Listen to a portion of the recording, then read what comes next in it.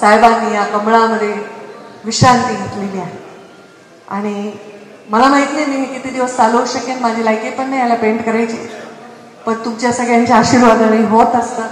ईश्वराने, बाबांनी, भगवान बाबांनी मला आशीर्वाद द्यावे की ज्या कुळात जन्मले त्या कुळाचा, ज्या वंचित समाजात जन्मले, म्हणजे जात नाही म्हणत बरं का, मी या मराठवाड्यातला मी सगळ्याच वंचित आहे ना.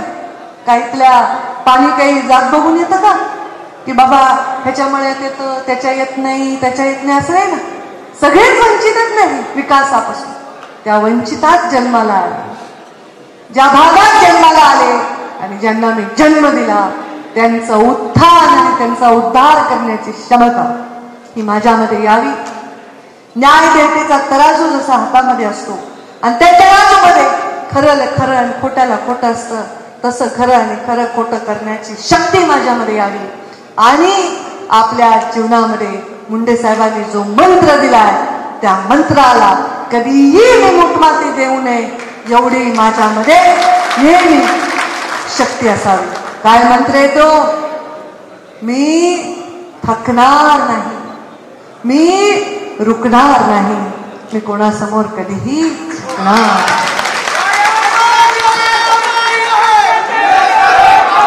मी उठणार नाही, मी मागणार नाही, मी घेतला वसा टाकणार. तुमच्यापैकी काही लोकांना हाताने पाठीत धपाटा मारू शकते, काही लोकांना तुझ्या चुकाने तू बाबाच म्हणू शकते. हे बघा हसायला, मी कधी पाठीत खंजीस खुपवणाऱ्याची औलाद नाही. जे आहे ते समोर आहे, जे आहे ते स्पष्ट आहे. खोटेपणा हे माझ्या रक्तात नाही.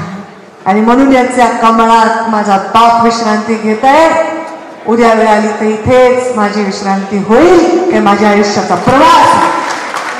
त्याच्यामुळे माझ्या या मी जेव्हा लहान होते ना, एवढीची पंकुताई म्हणायचे लोक मला, पंकुताई साहेब म्हणायचे पंकुताई.